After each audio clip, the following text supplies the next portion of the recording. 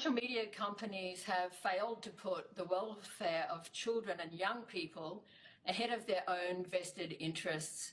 As a result, with unfettered power and acting like rogue states, these wealthy corporations have engaged in social arson and created a poisonous ecosystem.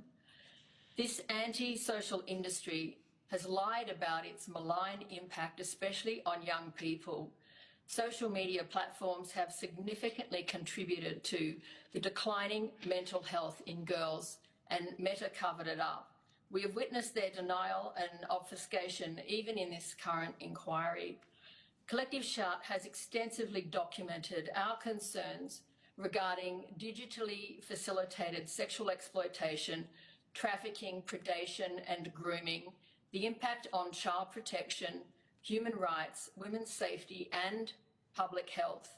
We have published research on the role of pornography in fueling attitudes that drive violence against women. We led the call for proof of age protections as one barrier in the way of children being exposed to pornography with the trial about to start in Australia. We have been part of an international campaign exposing Instagram as a predator's playground.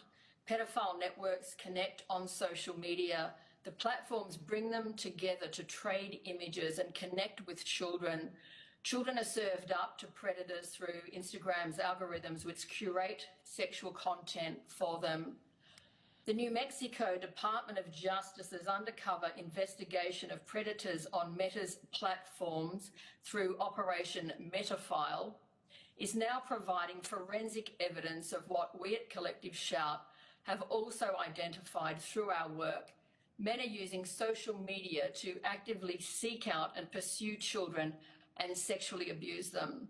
New Mexico's Attorney General, Paul Raul Torres, has stated that Operation Metafile, quote, conclusively demonstrates that using Meta's social media platforms not only endangers children in the virtual world, but more importantly, they are spaces that sexual predators actively use to hunt, groom, and victimise children in the real world. My colleague Lynn Swanson-Kennedy, who appeared on ABC Four Corners recently, has tracked thousands of Instagram predators active on the accounts of young girls. Her reports to the platform are mostly ignored. KinkTok is a popular genre within TikTok, where more than 30% of users are minors. It promotes choking, whipping, bondage, sadism, and submission. On TikTok, children can join in choking challenges, which have left some of them dead. At a time when consent and respectful relationships education is being rolled out to try to stem a sexual assault crisis, we see the growing popularity of the consensual, non-consensual, known as con-non-con genre, also known as rape play. How can consent education compete with a trending KinkTok hashtag with 6.2 billion views? 7 families in joint legal action in Europe against TikTok, which they blame for the suicide deaths and mental injuries of their children. Some children viewed suicide instruction videos. 3 killed themselves. Others suffer from mental illness or have survived suicide attempts. 1 is in hospital and refusing care. Growing numbers of boys are at risk of sextortion. Almost all the sextortion scams targeting minors are enabled by Instagram, and 5 Australian boys to date have ended their lives due to being tricked by sextortion scammers pretending to be hot young women and blackmailing them after an exchange of nudes. This is also enabled by social media platforms. Social media platforms have become tools of sexual harassment. We have been at the forefront of confronting harmful socialisation of young people and harmful sexual behaviours in schools. Schools have become sites of abuse. Based on my engagement with thousands of girls, I have documented routine sexual harassment in schools, with girls subjected to groaning and moaning noises, sexual gestures, being touched, being threatened with rape if they don't send nudes, sent unsolicited dick pics, and had their bodies ranked and shared through Snapchat. 13-year-old girls tell me they are regularly sent live masturbation videos through Snapchat. Social media platforms are enabling and facilitating cyber flashing.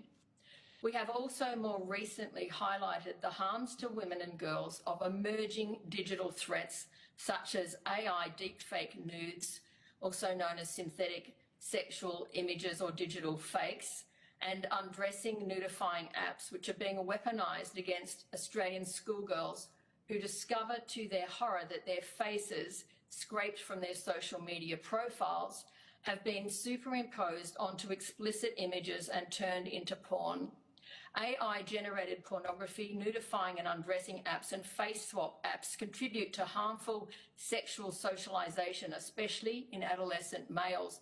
These apps have enabled boys to become self-appointed porn producers. They are advertised openly on social media, and the images they are creating, even of their schoolgirl peers, are disseminated through social media as well.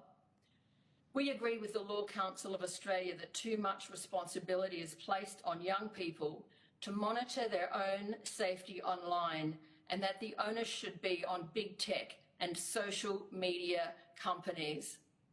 This inquiry gives us the opportunity to confront the range of harms enabled by global big tech companies through their social media platforms, and to demand accountability and transparency. And we thank the committee for giving us the opportunity to contribute to this vital inquiry.